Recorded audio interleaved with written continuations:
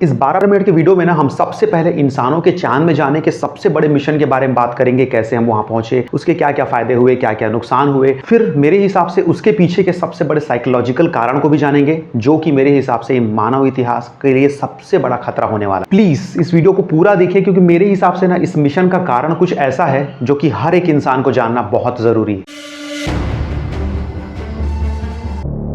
सन 1969 Apollo 11 का lunar module चांद पर लैंड करता है। इसमें बैठे हैं दो एस्ट्रोनॉट, नील आर्मस्ट्रॉन्ग और बज ऑल्ड्रिन। नील आर्मस्ट्रॉन्ग दरवाजा खोल के चांद पर अपना पहला कदम रखा।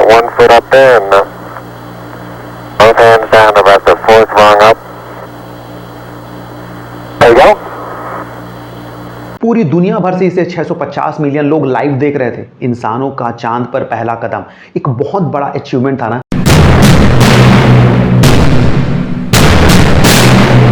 लेकिन इसकी नींव न कई साल पहले रखी गई थी। 1945 में जब वर्ल्ड वार 2 परमाणु विस्फोट के साथ खत्म हुआ तो पूरी दुनिया में शीत युद्ध छा गया।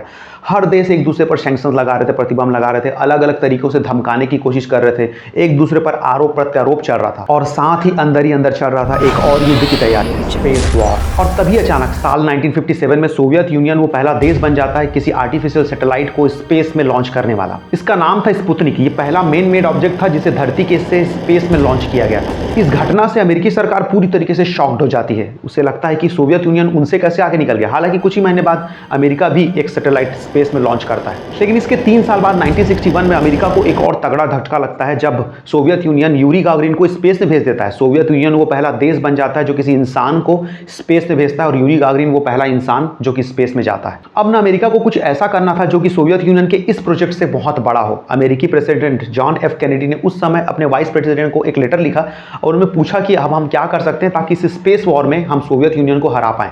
कुछ ही हफ्ते में जवाब आता है, इंसानों को चांद में भेजकर। और फिर अमेरिकी प्रेसिडेंट एक प्रेस कॉन्फ्रेंस करके पूरी दुनिया के सामने यह ऐलान कर देते कि आने वाले 10 सालों में हम एक इंसान को चांद पर सिर्फ भेजेंगे नहीं बल्कि उसे सही सलामत वहां से वापस भी लाएंगे। I believe that this nation should commit itself to achieving the goal before this decade is out of landing a man on the moon and returning him safely to the earth. और साथ ही वो इसके लिए $9 billion की additional funding का भी ऐलान करते हैं, जो कि उस समय एक बहुत बड़ा अमाउंट था। यहाँ पर ना एक सवाल आता है कि जब पूरी दुनिया शायद अभी वर्ल्ड वार 2 के खतरे से ठीक से निकली भी नहीं थी, पूरी दुनिया में गरीबी, भूखमरी और डर जैसे हालात थे, बहुत सारी अव्यवस्था थी, तब क्या जरूरत थी इतना सारा पैसा एक ऐसे प्रोजेक्ट में लगाने की जिसका उस समय शायद आम आदमियों को कोई भी फायदा नहीं था। इस पॉइंट को हम आखिरी में अच्छे से कवर करेंगे। अभी हम चांद में लैंडिंग को समझते हैं। प्रेसिडेंट के कॉन्फ्रेंस के कुछ समय बाद ही ना टेस्टिंग का दौर चालू हो जाता है। सबसे पहले वो टेस्ट करते हैं उस रॉकेट को जो कि इंसानों को धरती से बाहर स्पेस तक लेके जाएगा। फिर टेस्टिंग की जाती है कमांड मॉड्यूल की हीट शील्ड की कि वो कितनी गर्मी से बचा पाएंगे, सर्विस मॉड्यूल के प्रोपल्शन की, रेडियो ट्रांसमिशन की, ऑटोमेटिक मशीनों की और इसके साथ साथ बहुत कुछ। 1963 से लेकर के 67 के बीच कई सारे टेस्ट किए जाते हैं। ये सारे के सारे टेस्ट अनमैन्ड होते हैं, मतलब इसमें कोई आदमी भाग नहीं लेता। फिर फरवरी 1967 में जब सारे टेस्ट सही होने लगते हैं तब नासा ये प्लान करता है कि वो इंसानों के साथ इसकी टेस्टिंग करेगा और इसे वो नाम देता है अपोलो 1। लेकिन धरती पर हो रही इस टेस्टिंग के दौरान 27 जनवरी 1967 में उसके केबिन में आग लग जाती है, जिसमें 3 एस्ट्रोनॉट जो उसके लिए अच्छे से तैयारी कर रहे थे वो तीनों के तीनों खत्म हो जाते हैं। लेकिन नासा अपना टेस्टिंग, अपना रिसर्च आगे जारी रखता है और उसके बाद कंटिन्यू अपोलो 4, 5, 6 मिशन लॉन्च किया जाता है जो कि बिना इंसानों के होता है, जो सब सक्सेसफुल होते हैं। फिर इन सब के बाद में और फिर अक्टूबर 1968 में अपोलो 7 मिशन लॉन्च किया जाता है जिसमें इंसानों को बैठा करके स्पेस में भेजा जाता है, जैसे कि यूरी गागरिन को सोवियत यूनियन ने भेजा था, ठीक वैसे ही। और अपोलो 7 अच्छी तरीके से सक्सेसफुल रहता है। इसके बाद वो अपोलो 8 मिशन लॉन्च करते हैं जिसमें वो एस्ट्रोनॉट को बैठा करके चांद के पास, चांद के ऑर्बिट तक लेके जाते हैं। चांद में लैंड नहीं कराते, चांद के पास जाकर के फिर से वापस आ जाते हैं। देख रहे हैं ना आपकी टेस्टिंग कैसे होती है। धरती पर पहले टेस्टिंग, फिर उसके बाद में एस्ट्रोनॉट को स्पेस तक भेजा गया, फिर चांद के पास तक गए लेकिन लैंड नहीं हुए, फिर से वापस आए। इससे ना नासा को बहुत सारी चीज़ों का पता चलता है, जैसे कि मशीन ठीक से काम कर रही है कि नहीं, कौन सा मशीन कितना प्रेशर झेल पा रहा है, साथ में ट्रांसमिशन कैसे काम कर रहे हैं और साथ ही साथ फ्यूल कितना लगेगा, ये सब चीज़ों की अच्छी से जानकारी मिल जाती है। अब क्योंकि वो चांद के ऑर्बिट तक चले गए थे, अब क्योंकि सारी जानकारी मिल गई थी, सब कुछ कंफर्म हो गया था, अब काम था चांद में लैंडिंग करने का। तो अब वो टेस्ट करने लगे अगला टेस्ट। अब कुछ ही महीने बाद मार्च 1969 में वो लूनार मॉड्यूल को टेस्ट करते हैं जो कि चांद पर लैंड करेगा। इसके 2 महीने बाद अपोलो 10 लॉन्च किया जाता है जिसमें कि एस्ट्रोनॉट को वो सारी जानकारी दी जाती है, उन सब चीजों के बारे में प्रैक्टिस कराया जाता है जो आने वाले मिशन के लिए उन्हें जरूरी होगा। और ये सारी टेस्टिंग के सक्सेसफुल होने के बाद फाइनली 16 जुलाई 1969 को अपोलो 11 मिशन लॉन्च किया जाता है। 15 seconds, guidance is internal.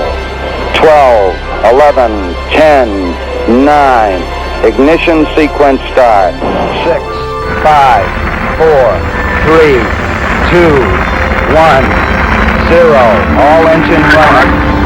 We have a liftoff. Liftoff on Apollo 11.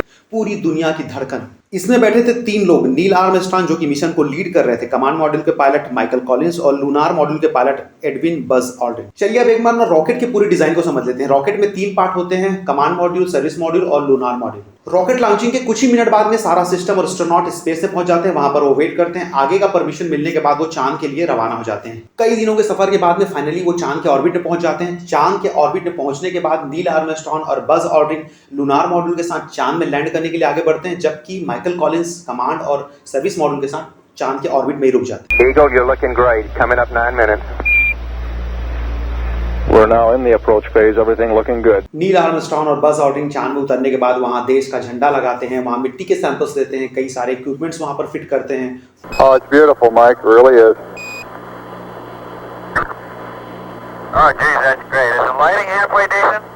Yes, indeed. They've got the flag up now, and you can see the stars and stripes on the. Photo खिंचवाते हैं और उसके बाद वो finally वापस आने की तैयारी करते हैं। कितना आसान लगा ना, लेकिन ये सब इतना आसान नहीं था। यहाँ पर बहुत सारी मुश्किलें आई, जैसे कि वो लैंडिंग के जो जगह डिसाइड किए थे वहाँ पर कोई प्रॉब्लम आ गई, जिससे उन्हें दूर कहीं जगह पर लैंड करना पड़ा।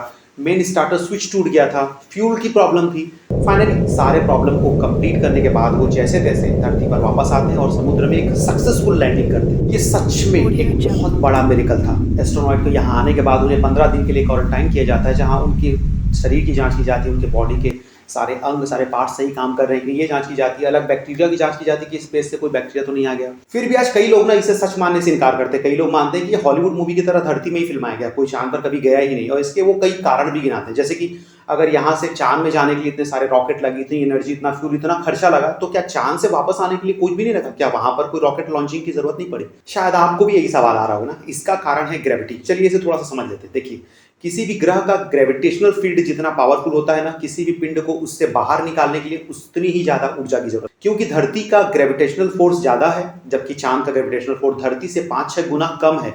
तो इसी कारण से धरती से किसी भी ऑब्जेक्ट को बाहर प्लेस करने के लिए उसकी स्पीड लगभग धरती के एस्केप वेलोसिटी से, या कहें पलायन वेग, या फिर कहें उसकी स्पीड लगभग 11.2 किलोमीटर पर सेकंड से ज्यादा होनी चाहिए। जबकि अगर चांद से किसी चीज को, किसी ऑब्जेक्ट को बाहर निकालना है उसकी ग्रेविटेशनल फील्ड से, तो उसकी एस्केप वेलोसिटी है 2.38 किलोमीटर पर सेकंड के आसपास, जो कि बहुत कम है। इसीलिए धरती से अगर किसी ऑब्जेक्ट को चांद पर भेजना हो तो ज्यादा फोर्स, ज्यादा फ्यूल, ज्यादा पावर, ज्यादा खर्चा होता है। जबकि अगर चांद से किसी चीज को लाना हो तो उसके मॉड्यूल में, उस सिस्टम में लगा हुआ इंजन ही इतना पावरफुल होता है कि वो उसकी ग्रेविटी से उसको बाहर निकाल दे। इसीलिए चांद पर जाना मुश्किल है, लेकिन वहां से आना आसान। अब जानते हैं इस मिशन के लॉन्ग टर्म फायदे को, साथ ही कुछ भयानक नुकसान को। देखिए, ये पूरा का पूरा मिशन ना ऑटोमेटिक था, सब कुछ मशीनों और चिप्स के भरोसे में था। फिर भी ये मिशन सक्सेसफुल हुआ, किसी इंसान की जान नहीं गई, सब कुछ सही काम किया। तो इस कारण लोगों का टेक्नोलॉजी पर भरोसा बढ़ा, लोग टेक्नोलॉजी के साथ जीना स्टार्ट किए, जिससे कि टेक्नोलॉजी का एक रिवोल्यूशन आ गया और पूरी दुनिया टेक्नोलॉजी में आगे बढ़ने लगी। और आज हम इस टेक्नोलॉजी के युग में जी रहे हैं। लेकिन अपोलो मिशन और इसके कुछ और मून मिशन के बाद में ये पूरा का पूरा प्रोजेक्ट बंद कर दिया गया,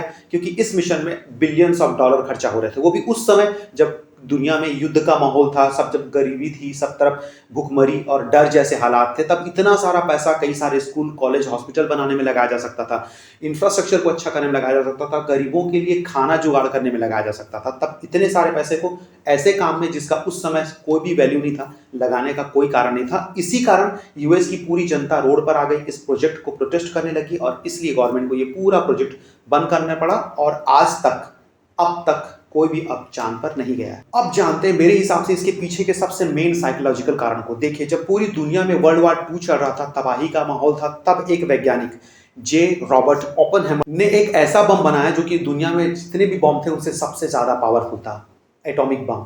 अमेरिका ने इसमें से 2 बम को हिरोशिमा और नागासाकी में गिराया और पूरी दुनिया इसका रिजल्ट देख करके सदमे में आ गई। इसकी ताकत इतनी ज्यादा थी कि वहां पर जो भी लोग थे वो बम गर्मी से भाप बन के उड़ गए और आज भी जापान इसका नुकसान झेल रहा है। इस विस्फोट के बाद पूरी दुनिया को यह समझ में आ गया था कि अब तीसरा विश्व युद्ध कभी होने वाला है नहीं, और अगर हुआ तो पूरी धरती में कोई भी जीवन नहीं बचने वाला है।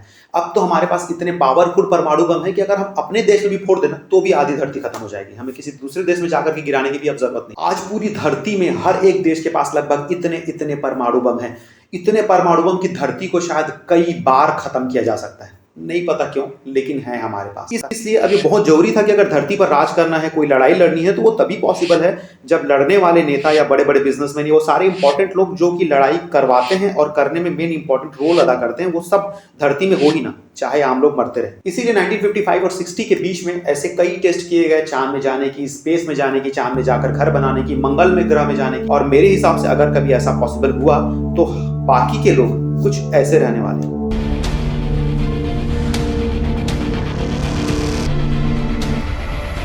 और अब अगर कोई देश सच में अगर स्पेस में जाकर के अपना घर बना पाया, अपना ठिकाना बना पाया, तो पक्का वो होगा अल्टीमेट विनर, पूरी धरती का अल्टीमेट मालिक था। वो धरती पर परमाणु बम गिरा सकता है। मतलब ये स्पेस रेस असल में किसी बहुत बड़ी तबाही का कारण हो सकता है। चाहते हैं मिलते रहे तो चैनल को सब्सक्राइब जरूर कर दीजिए। वीडियो अच्छा लगा तो फेसबुक, इंस्टाग्राम शेयर कीजिए। हमारा एक और चैनल है फाइनेंस रिलेटेड, उसका लिंक डिस्क्रिप्शन में है, उसे भी आप फॉलो कर सकते हैं।